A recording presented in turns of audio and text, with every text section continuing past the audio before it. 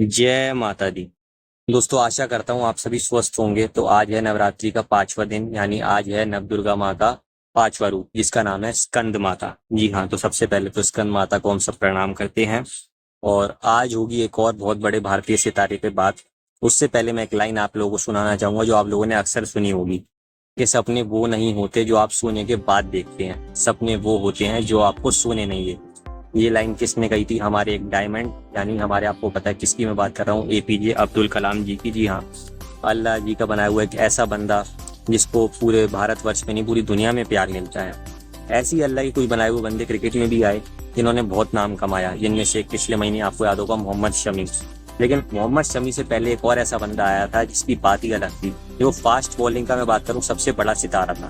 Batting में उसको सचिन तेंदुलकर, अगर सचिन तेंदुलकर बैटिंग में थे तो महेंद्र सिंह धोनी कप्तान ने कहा था बॉलिंग के सचिन तेंदुलकर हैं। जी हाँ, बात वहां से चालू हुई जब कोचिंग के लिए जो लड़का गया, और सुधीर नायक जो थी, मैं बात करूं मुंबई के कोच थे, वो ट्रायल ले रहे थे, तो पैरों में इनके चप्पल थी। अब चप्पल देखी तो उनको मना कर दिया। थोड़ी देर बाद जूते पहन के आए, तो क्या रफ्तार थी कि लड़कों को लगातार बोल्ड मार रहा था, और 40 मिनट के बाद उस लड़के को रोक दिया गया। क्यों रोक दिया गया? क्या बॉलिंग बेकार थी? नहीं दोस्तों, बहुत ही फास्ट स्पीड थी और लड़कों को इंजर्ड कर रही थी। और सुधीर नायक जी हैरान हो गए कि लड़का थक क्यों नहीं रहा, क्योंकि उसका नाम था स्विंग के सुल्तान, हमारे जहीर खान। जी हाँ, तो दोस्तों आज होगी जहीर खान जी के बारे में बात। तो जहीर खान जी की जब भी बात आती है तो एक फास्ट बॉलिंग उनकी ओर याद आ जाती है, जो आपने, मैंने और हम सभी नहीं देखी होगी। तो आज उनके करियर के बारे में बात करेंगे। तो आइए मेरे दोस्तों, शुरू करते हैं, बात करते हैं। तो दोस्तों आज उनका जन्मदिन है, तो सबसे पहले तो हैप्पी बर्थडे जैक। जैक हम उनको बोलते थे बचपन में। और आपको पता है 7 अक्टूबर है, तो अक्टूबर में बहुत बड़े बड़े खिलाड़ी जन्मे हैं, जैसे वीरेंद्र सहवाग, गौतम गंभीर। वीरेंद्र सहवाग भी 1978 के, और रईस खान भी, तो यहाँ पे भी मैच है थोड़ा। तो दोस्तों 7 अक्टूबर 1978 में महाराष्ट्र के मैं बात करूं, अहमदनगर में, माँ जाकिया और सादियत पिता बख्तियार खान जी के यहाँ एक लड़के ने जन्म लिया जिसका नाम था जहीर खान। जहीर खान को बचपन से क्रिकेट का बहुत शौक था, साथ ही साथ अपने भाइयों के साथ भी कोई खेल खेला करते थे, जिनका नाम है जीशान और अनीस। जीशान बड़े भाई और अनीस छोटे भाई। और जहीर के पिता ने देखा कि यार जहीर बहुत ही ब्राइट स्टूडेंट था, मतलब मैकेनिकल इंजीनियर एक तरीके से बनना ही था, और बहुत बड़ा बनता। क्योंकि जहीर खान ऐसे आदमी थे कि जहाँ पे भी जाते कुछ बड़ा ही करते। लेकिन पिता ने कहा कोई बात नहीं, अगर आपका क्रिकेट में इंटरेस्ट है तो आप खेलो। और फिर वो जो मैंने आपको कहानी बताई सुदीप नायक जी वाली, वो सारी घटना हुई। इसके बाद बड़ी बात क्या रही, जब एक बार जहीर लिस्ट क्रिकेट खेल रहे थे तो वहाँ डेनिस लिली जी आए, और डेनिस लिली जी ने कहा कि आप भारतीय क्रिकेट टीम के लिए खेलोगे और एक बहुत बड़े गेंदबाज बनोगे। तो डेनिस लिली जी ने बिल्कुल सही कहा था। इसके बाद बड़ौदा के लिए उन्होंने खेलना शुरू करा, और अपने पहले ही सीजन में रणजी के 35 विकेटें ली। और अगली बार फाइनल में बात करूं, रेलवेज के खिलाफ उन्होंने 8 विकेटें ली और 21 रन से क्लोज एनकाउंटर जिताया। बस यही तय हो गया था कि जहीर अब आएंगे। और 2000 में कप्तान बन चुके थे हमारी जान सौरव दादा गांगुली, जिन्होंने चैंपियंस ट्रॉफी में इनका डेब्यू कराया। तो दादा का जिगरा इतना तगड़ा था कि डेब्यू करा। और डेब्यू किसका हुआ था? शायद दो दो सबसे बड़े लोग थे जिन्होंने हमें वर्ल्ड कप जिताया था ना, उन्हीं का। बस आज से 2 दिन पहले, यानी जहीर के बर्थडे से 2 दिन पहले केनिया के सामने। हालांकि ठीक है, युवराज की बैटिंग नहीं आई थी। युवराज का जो डेब्यू माना जाता है ऑस्ट्रेलिया के सामने जाता है, लेकिन जहीर ने तो बॉलिंग भाई केनिया के सामने करी थी और 3 विकेटें वहां ले डाली। उसके बाद ऑस्ट्रेलिया के सामने भी 2 विकेटें ली, सेमीफाइनल में भी 2 विकेटें ली साउथ अफ्रीका के सामने, और बड़ी बड़ी विकेटें ली। लेकिन फाइनल में दोस्तों जहीर थोड़े महंगे साबित हो गए, 50 के ऊपर रन दे दिए। और बड़ी बात क्या रही, विकेट भी उन्हें नहीं मिला और इंडिया एक क्लोज मैच हार गया। लेकिन यहाँ से जहीर ने पीछे मुड़ के नहीं देखा। इसके बाद टेस्ट में उनका पदार्पण हुआ बांग्लादेश के सामने, वो जो मैंने आपको बताया था पहला टेस्ट हुआ था, वहां पे अच्छा करा। उसके बाद वो 2001 वाली सीरीज आपको याद होगा, ईडन गार्डन और चेन्नई में, जब राहुल द्रविड़ और लक्ष्मण चले थे, वहां पे भी इन्होंने अपना रोल निभाया जितना इनका जरूरी था। क्योंकि आपको पता है कि हरभजन तो अपना काम कर ही देते, इनके बहुत अच्छे मित्र हैं वो। साथ ही साथ फिर धीरे धीरे कारवा आगे बढ़ा, और 2002 में जब इंग्लैंड ये पहुंचे, तो 4 मैच की मैं बात करूं, 7 पारियों में लगभग इन्होंने 11 विकेटें ली, और बड़ी बड़ी विकेटें ली। Nasir Hussain, Michael Vaughan, Alex Stewart. और यही बात खत्म हुई। नेटवर्क सीरीज जो दोस्तों भारत जीता ना, अच्छा, कुंबले जी की 14 विकेटें थी, इनकी 11 थी जो टेस्ट सीरीज में, और 1-1 से टाई करी दादा गांगुली जी ने, हमारे कप्तान बहुत अच्छे। और जब दादा ने वो शर्ट उतारी थी, तो हम बात जरूर करते हैं कि भाई कैफ ने जिताया, और अब मैं बात करूं बाकी लोगों ने, युवराज ने जिताया, लेकिन आप फाइनल तक क्यों आए? क्योंकि भाई एक बंदा था जैक, जिसने 7 इनिंग में मैं बात करूं लगभग 13 विकेट ली। फाइनल में भी 10 ओवर में 60 रन लिए, लेकिन 3 विकेट ली। और जहीर लगातार दोस्तों अच्छा कर रहे थे। चैंपियंस ट्रॉफी फिर आ गई इनकी फेवरेट। पहला मैच दोस्तों भारत जिम्बाब्वे से क्लोज हार जाता, वहां इन्होंने 4 विकेट डाली। इंग्लैंड के सामने विकेट नहीं मिली, लेकिन 40 रन ही दिए 10 ओवर में। और दोस्तों साउथ अफ्रीका का मैच आया, वो जो क्लूजनर और कैलिस आखिरी ओवर में 21 रन नहीं बना पाते, 7 ओवर में भाई 2 ओवर में 25 रन जीते। आग थी आंखों में आग। और क्या बॉलिंग डाली, दे दे के और करी मारी, जैसे आज आप बूम बूम बुमराह या शमी जी को देखते हैं। और 4 रन दिए, और क्लूजनर और कैलिस अच्छे बच्चे रह गए, और वहीं क्लूजनर का कैरियर खत्म हो गया। तो सहवाग ने तो रन तब बचाए जब जहीर ने उनके लिए छोड़े। और उनको विकेट भी शायद मैं बात करूं तो एक मिली थी। फाइनल में विजय सूर्या को आउट कर देना, दिलशान और संगाकारा को आउट कर देना बहुत बड़ी बात थी, और 3 विकेटें उन्हें वहां पे मिली। तो 8 विकेटें इस टूर्नामेंट में ली थी, जो मुरलीधरन की 10 के बाद सबसे ज्यादा थी। तो पहले ही 2 टूर्नामेंट में बात करूं उनकी 15 विकेटें हो गई थी, तो सेकंड हाईएस्ट है। पहले थे हमारे सर जडेजा 16, इसके बाद SRT 14 है, हरभजन भी 14 है, कुंबले अश्विन 11 है, एक आध कोई और अपना बॉलर होगा हरभजन सिंह का मैंने नाम दिया। तो बड़ी बात दोस्तों, आप सोचेंगे कि उसका जई चैंपियंस ट्रॉफी नहीं खेले, इसकी भी अपनी कहानी है दोस्तों। लेकिन उससे पहले बात होगी 2003 वर्ल्ड कप की। दोस्तों 10 मैचों में जहीर ने 18 विकेट ली, और क्या जिम्बाब्वे, क्या हॉलैंड, क्या नमीबिया, क्या इंग्लैंड, क्या पाकिस्तान, क्या न्यूजीलैंड, क्या केनिया, सबको उन्होंने धराशायी कर दिया। लेकिन फिर आया फाइनल में वो पहला ओवर जब इन्होंने 17 रन दे डाले, और बड़ी बात क्या रही कि वाइड नो बॉल सब कुछ इन्होंने डाल दिया, और गिलक्रिस्ट यादव काफी इन्हें मार पड़ी, और 7 ओवर में लगभग इन्होंने 67 रन दे डाले थे। श्रीनाथ तो पिटे ही थे अपने आखिरी मैच में, लेकिन ये भी बहुत पिटे, और इनको इसका बड़ा दुख था। हालांकि उसके बाद इनको मैं बात करूं लीडर बना दिया पेस बॉलिंग अटैक का, क्योंकि श्रीनाथ रिटायर हुए। फिर जहीर के दोस्तों कुछ साल बड़े अजीब से ही गए, जिसमें बड़ी बात क्या रही कि ऑस्ट्रेलिया में पहली मैच में रिजल्ट ने पंजा कूद दिया, लेकिन इंजर्ड हो गए तीसरे मैच में पॉन्टिंग और रिटर्न ने इतना मारा क्योंकि इंजरी से वापस आए थे कि फिर चौथे मैच में फिर इंजर्ड हो गए। इसके बाद वो जो ट्रायंगुलर सीरीज हुई वहां पहला मैच खेलते इंजर्ड हो गए। तो ऑस्ट्रेलिया इनके लिए थोड़ा सा अनलकी रहा, जितना मेरा एनालिसिस है। पाकिस्तान गए तो वनडे सीरीज में इनको विकेटें मिली 6-7, लेकिन बड़ी बात क्या थी कि पठान की जो 8 विकेटें थी उसमें इकॉनमी भी अच्छी थी, तो पठान ज्यादा सुर्खियां बटोर गए। अच्छे ओवर्स इन्होंने भी डाले। पहली टेस्ट मैच में जिसमें सहवाग ने 100 और सचिन ने 154 मारे थे, वहां अच्छी बॉलिंग कराई, लेकिन इंजर्ड हो गए। तो इंडिया दोनों सीरीज तो जीता, लेकिन जहीर अपना वो नाम वहां नहीं बटोर पाई जो उनको बटोरना चाहिए था। इसके बाद हालांकि एक बात अच्छी बात क्या थी कि जिम्बाब्वे के सामने उन्होंने 4 बॉल पे 4 छक्के लगाए, और श्री कपिल देव जी के बाद बस दूसरे ऐसे खिलाड़ी बने जिन्होंने 4 छक्के लगाए। 75 इन्होंने बनाए नंबर 11 पे सचिन के साथ। सचिन ने अपना 248 बनाए थे हाईएस्ट, और तभी आउट हुए, नहीं तो सचिन के 250 भी हो जाते। लेकिन बड़ी बात क्या है 150 की पार्टनरशिप हुई, तो उस टाइम हाईएस्ट थी, जो बाद में एंडरसन और रूट ने तोड़ी थी इंडिया के सामने 198 की, और 75 इनकी इनिंग हाईएस्ट थी, जो बाद में 80 एंडरसन ने बनाए। और एंडरसन और इनका भी क्या लगाव रहा उसके बारे में भी बात करेंगे। लेकिन दोस्तों फिर बड़ी बात क्या रही, 2005 में लगभग 10 मैचों में 10 विकेटें और मात्र 3 टेस्ट खेलना। वहीं इरफान पठान, अजीत अगरकर, श्री संत, RP सिंह, मुनाफ पटेल बहुत अच्छा कर रहे थे। अब चैंपियंस ट्रॉफी 2000 की क्या कहानी थी, 2004 की मैं बात करूंगा, अजीत अगरकर गए क्योंकि सबसे सीनियर थे, आशीष नेहरा भी इनसे सीनियर थे, वो भी गए। लेकिन बड़ी बात दोस्तों क्या थी, इरफान पठान भी चले गए, बालाजी चौथे चले गए, इनको नहीं लिया गया क्योंकि इनको इंजरी भी थी, और कहने का इनको लेने का सेलेक्टर्स को मन नहीं था। लेकिन नतीजा इंडिया पहले राउंड में बाहर हो गया। 2006 की भी यही कहानी रही, अजीत अगरकर फिर गए, आशीष नेहरा इंजर्ड थे, इरफान पठान गए। अब की बात मुनाफ पटेल और RP सिंह आ गए, लेकिन इनको मौका नहीं मिला। और दोस्तों जो तीसरी बार की भी कहानी है वो भी ऐसी है कि 2009 में भी अपना ईशांत शर्मा और प्रवीण कुमार आ गए नए बंदे, और बाकी तो आपको पता है पुराने अपने आशीष नेहरा हो ही गए, और साथ ही RP सिंह हो गए, लेकिन इनको मौका नहीं मिला। तब तक इरफान पठान और अजीत अगरकर भी ड्रॉप हो चुके थे। लेकिन थोड़ी अच्छी परफॉर्मेंसेज इन्होंने करी 2006 में काउंटी में, और भाई क्या इन्होंने आग ही लगा दी कि आप इसके लिए जितना बड़ा शब्द इस्तेमाल करो वो कम है। मैं बात करूं वेंकटेशायर के लिए उन्होंने खेला, और बड़ी बात क्या रही कि पहले ही मैच में उन्होंने 10 विकेट ली, और पहले ऐसे बॉलर बने जिन्होंने कारनामा करा 100 साल में। और अगले मैच में एक इनिंग में 9 विकेट ले ली, वो भी एक कैच छूट गया स्टीव डेविस से, नहीं तो 10 विकेट हो जाती। इसकी बदौलत इन्हें वर्ल्ड कप में मौका मिला 2007 में, और 5 विकेट इन्होंने 3 मैचों में, लेकिन इंडिया बाहर हो गया। तो इनके लिए भी क्या ही पॉजिटिव रहा होगा। फिर ये पहुंचे इंग्लैंड, जहां भाई टेस्ट में आप सोचोगे एक सीरीज हुई हो, इंडिया 1-0 से जीता हो, एंडरसन ने सबसे ज्यादा विकेट 14 लिए और इन्होंने 18 लिए। ये Michael Vaughan, Nasir Hussain, Kevin Pietersen, Alex, मैं बात करूं मैं एंड्रू स्ट्रॉस, एलेस्टेयर कुक, सब लोग इनका लोगा मान गए। और भाई एंडरसन ने भी कहा कि भाई ये सबसे अच्छे गेंदबाज है। और उसके बाद एंडरसन ने बहुत साल बाद बताया कि जो मुझे बॉल छुपाने का आइडिया मिला था, जिससे उनको इतनी विकेटें मिली, वो जहीर खान जी ने मुझे दिया था। तो इसके लिए मैं भाई इतनी तारीफ करूँ जितनी एंडरसन की कम है, क्योंकि जब आदमी बड़ा बन जाता है तो शायद चीजें भूल जाता है। तो एंडरसन जो विकेटें आपको मिली वो आप ही की वजह से मिली, लेकिन आपने जो बताया कि बिल्कुल सही बात है कि जहीर ने आपको आइडिया दिया, तो यही तो ग्रेटेस्ट ऑफ ऑल टाइम की बात हो रही है कि एक ग्रेटेस्ट ऑफ ऑल टाइम दूसरे ग्रेटेस्ट ऑफ ऑल टाइम को पहचानता है और उसकी तारीफ करता है। तो वही वाली बात है, क्योंकि ऐसे तो ठीक है 300 विकेटें जहीर की हैं और एंडरसन की 700, लेकिन जो आइडिया उन्होंने दिया। इसके बाद 2007 वर्ल्ड कप तो नहीं खेल पाए इंजरी के चलते, ना वनडे सीरीज वहाँ इंग्लैंड में खेल पाए।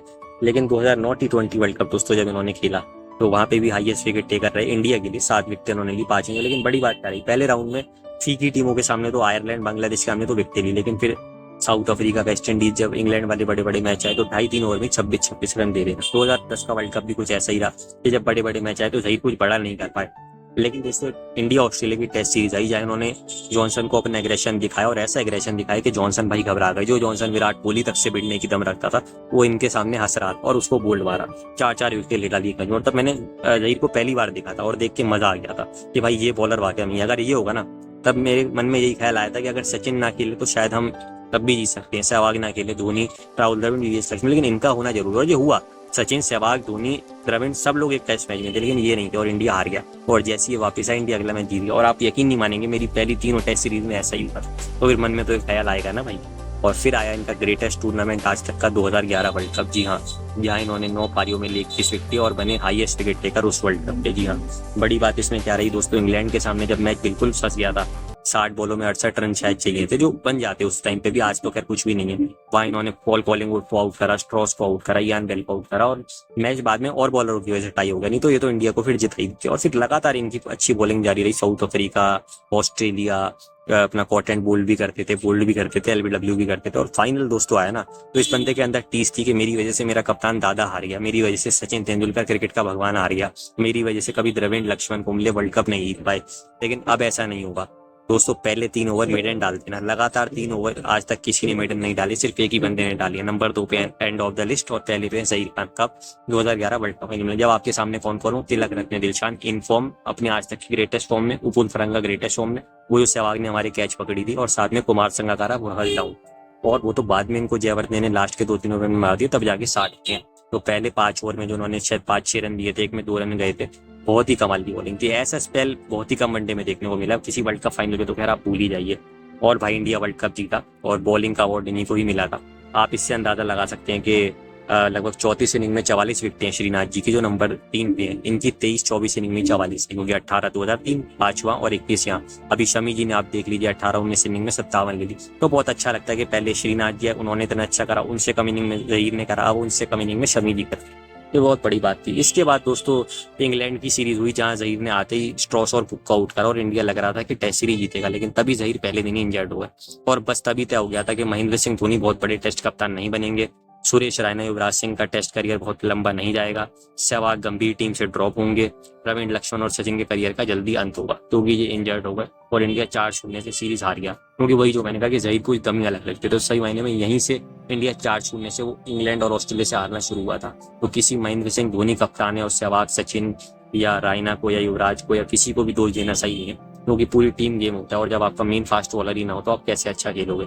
ऑस्ट्रेलिया में इनकी वापसी हुई, लेकिन वही पे इंजर्ड थे, तो बहुत ज्यादा नहीं कर पाए। या विकेटें ली 2-3, तो भाई वही वाली बात है, पॉन्टिंग या क्लार्क अटक गए और बाकी बॉलर्स कुछ नहीं कर पाए। और फिर श्रीलंका के सामने इन्होंने वनडे सीरीज खेली, वहाँ इनको विकेटें मिली थी, लेकिन ज्यादा नहीं मिली।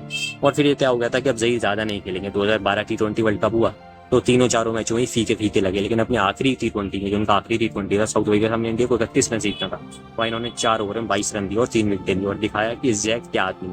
इसके बाद खैर पक्का था कि ज़हीर कभी T20 वर्ल्ड कप नहीं खेलेंगे। और 17 इनिंग में मैं बात करूं, 17 विकेटें इनको T20 में मिली। वनडे में लगभग 195-97 इनिंग में 282 विकेटें, 200 मैच खेले हैं। और टेस्ट में 92 टेस्ट इन्होंने खेले और 311 विकेटें मिली। 2012 में जब मोंटी पनेसर ने उस सीरीज हमें हराई थी एलिस्टेयर कुक ने, तो सिर्फ गंभीर और सहवाग टीम से ड्रॉप नहीं हुए, ये भी ड्रॉप हुए। उसके बाद साल भर बाद आए साउथ अफ्रीका और न्यूजीलैंड के सामने। लेकिन किस्मत देखिए कि भाई साउथ अफ्रीका को 450 रन बनाने थे और वो 450 तक पहुंच के ड्रॉ करा गए। डिविलियर्स, डु प्लेसी अपनी पीक में थे, इनको खूब मार पड़ी। न्यूजीलैंड 90 पे 5 है, 250 रन अभी पीछे हैं, मतलब 160 रन पीछे, 250 की तो भी ट्रेल है। फिर टारगेट देंगे और न्यूजीलैंड 680 बना जाएगी, क्योंकि पीक के मैकलम खेल रहे थे 300। तो खूब इनको मार पड़ी और मात्र 4 टेस्ट मिले और उसके बाद ही ड्रॉप हो गए। तो T20 तो पहले ही ड्रॉप हो गए थे, फिर वनडे से भी हो गए थे, और अब इनको टेस्ट में मौका मिला। वनडे में फिर उमेश और भुवी आ गए, सीटी में बहुत अच्छा करा, फिर शमी आ गए। और कहीं ना कहीं देखो, उमेश और मैं बात करूं, शमी ने तो वर्ल्ड कप 2015 में बहुत अच्छा करा। हाँ, ये जरूर है कि मुझे लगता है कि इनको मौका मिलना चाहिए था मोहित शर्मा की जगह 2015 वर्ल्ड कप में, लेकिन पता नहीं ऐसा क्यों हुआ। महेंद्र सिंह धोनी कप्तान ने करा या सिलेक्टर्स ने करा, शायद इनकी किस्मत में वर्ल्ड कप खेलना नहीं था, शायद हमारी किस्मत में वर्ल्ड कप जीतना ही नहीं था। क्योंकि सहवाग ने तब पूछा गया था जब सहवाग से कि भाई क्यों आप टीम में नहीं हो, तो उसने कहा था हुज लॉस। तो वही वाली बात है, ये आइडिया था वो किसने दिया कि सहवाग से ओपनिंग कराई है, इन्होंने दिया था। तो दिमाग भी इनका बहुत तेज है और बहुत खुश मिजाज इंसान है। कभी इन्होंने गंभीर की तरह ऐसा नहीं कहा कि भाई देखो मैंने वर्ल्ड कप मतलब इसने जिताया, उसने जिताया, यूवी को क्रेडिट नहीं मिला। कभी इन्होंने सहवाग की तरह ये नहीं कहा कि भाई दादा बढ़िया कप्तान है या धोनी कम है या धोनी को अच्छी टीम मिल गई। कभी इन्होंने, जो है मैं बात करूं, हरभजन की तरह ये नहीं कहा कि रोहित बढ़िया कैप्टन है, धोनी से ज्यादा बेटर है। और कभी अपने किसी और टीम वाले के लिए कुछ नहीं कहा। तो वो वाली चीजें इनमें दिखती है कि कभी भी इनके मन में शिकायत नहीं थी। मैं नहीं कह रहा हूँ कि ये लोग गलत, लेकिन इनके मन में नहीं दिखी, क्योंकि सही में इनका नाम नहीं आया। गंभीर का नाम तो फिर भी कुछ लोग ले देते हैं, सहवाग का भी ले देते हैं, हरभजन का भी लेते हैं, युवराज का तो बहुत आता ही है, लेकिन इनका नाम नहीं आता। लेकिन तब भी जितना बंदा एग्रेशन दिखता है ना बंदे का, उसका 0% है लाइफ में। बहुत खुश मिजाज इंसान, क्या बढ़िया कमेंट्री करता है, क्या बढ़िया एनालिसिस करता है, देख के मजा आ जाता है। 100 IPL इनिंग में इनको मिली 102 विकेटें। जब मुंबई के लिए खेले तो सचिन की मुंबई को फाइनल तक पहुंचाया। RCB विराट कोहली के साथ खेले तो फाइनल तक पहुंचाया। और दिल्ली को भी जो आज आप देखते इतना बढ़िया करा, वो ऋषभ पंत की दिल्ली इन्होंने ही बनाई थी राहुल द्रविड़ के साथ मिलकर कोच, और कप्तानी भी करी थी, अच्छी करी थी, लेकिन वही सपोर्ट नहीं मिल पाई। लेकिन बॉलिंग कमाल की कराई थी कि बड़े बड़े बल्लेबाज ढल गए थे इससे। तो यही थी दोस्तों जहीर खान की कहानी। और 17 नवंबर 2023 को सगारिका घटके जी से इन्होंने शादी करी। आप में से बहुत लोग इन्हें जानते होंगे, बहुत नहीं। चक दे इंडिया शाहरुख खान की जो मूवी आई थी 2007 में, उसमें एक लड़की, आपको अगर नाम याद हो, प्रीति सवरवाल एक खिलाड़ी थी, वो असलियत में हॉकी की प्लेयर है। तो वो रोल काफी उन्होंने अच्छा करा था, तो जिन्होंने मूवी देखी वो पहचान जाएंगे। और उसमें भी तो कमाल की बात क्या है कि क्रिकेटर से ही एक तरीके से वो रिलेशन में थी। हालांकि बाद में वो रिलेशन टूट जाता है, क्योंकि वो जो बंदा था थोड़ा अहंकारी था, वो कैप्टन भी था। यहाँ जहीर कैप्टन तो नहीं थे, लेकिन बॉलिंग के लीडर थे, सुल्तान थे, और एक हम्बल आदमी भी थे। तो अच्छा जीवन उनके आज जी रहे हैं, दोनों ही काफी खुश मिजाज आपस में रहते हैं, तो अच्छी बात है। और बाकी भी यूबी से, नेहरा से, सहवाग से, हरभजन से, सबसे इनकी दोस्ती अच्छी देखने को मिलती है। और साथ ही धोनी के लिए भी एक अलग रिस्पेक्ट दादा के लिए रहती है, अपने कप्तानों के लिए, तो बहुत बड़ी बात है।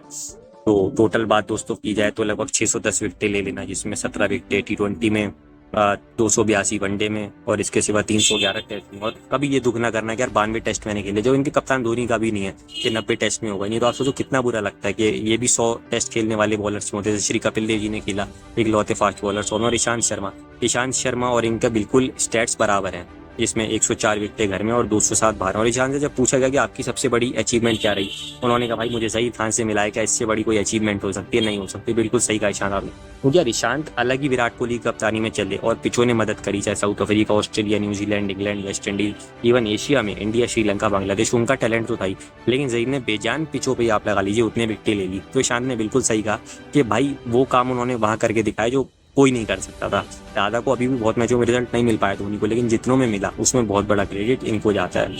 तो बहुत अच्छा लगा जहीर खान आपकी बॉलिंग देख के। 2010 में जब मैंने देखना शुरू करा था क्रिकेट में, जैसा कि कहता हूँ, तब पता चला था अपने पापा और भैया से, आपकी बॉलिंग के बहुत बड़े फैन थे कि भाई आप बहुत ही कमाल की बॉलिंग कराते हो। और जैसा कि मैंने कहा कि जब मैंने खुद टेस्ट मैचों में देखा यार बाकी सब खेल रहे हैं, सचिन, सहवाग, द्रविड़, लक्ष्मण, धोनी, रायना और बाकी भी हमारे जो भी खिलाड़ी, वो खेल रहे, इंडिया जीत रहा है, और नहीं खेल रहे तो भी इंडिया जीत रहा है, और फर्क नहीं पड़ता था। लेकिन अगर आप नहीं खेलते थे तो इंडिया हार जाता था। लेकिन जैसे ही आप खेलते थे ना, तो फिर इंडिया बहुत कम हारता है। वो जो बस आपकी लास्ट की सीरीज इंडिया हार गया, उसके सिवा मैंने तो नहीं देखा कि आप खेला और इंडिया हार गया। और 2011 वर्ल्ड कप आपकी फेवरेट मेमोरी आपके साथ, जब आपने भाई वो 21 विकेटें 9 मैचों में ली थी, जो देख के मजा आ गया था। आज भी जब शमी को देखता हूँ, भुवी को देखता हूँ, बुमराह को देखता हूँ, तो आपकी याद आती है। तो आज जरूर अश्विन मेरे टेस्ट में फास्ट बॉलर हैं, वनडे में मोहम्मद शमी है, T20 में बुमराह है, और ऑल टाइम भी तीनों ही है। लेकिन एक वक्त था जब वनडे T20 टेस्ट में एक ही फेवरेट फास्ट बॉलर था, जिसका नाम था स्विंग के सुल्तान जहीर किंग खान। जी हाँ, जिनको हम प्यार से कहते हैं जैक।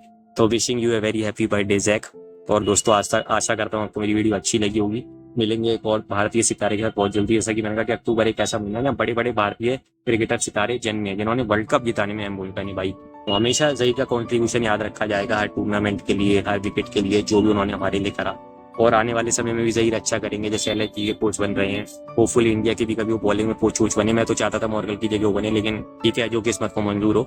और आगे आने वाले समय में भी जहीर हमारे लिए और अच्छी अच्छी चीजें दें। 2011 में उन्हें अर्जुन अवार्ड मिला, 2011 वर्ल्ड कप उन्होंने जिताने में अहम भूमिका निभाई, 2008 wisdom cricketer of the year, और आने वाले समय में भी आप उनको अवार्ड दे तो देख रहे हैं। तो फिर से एक बार wishing you a very happy birthday Zaheer Khan, may Allah bless you.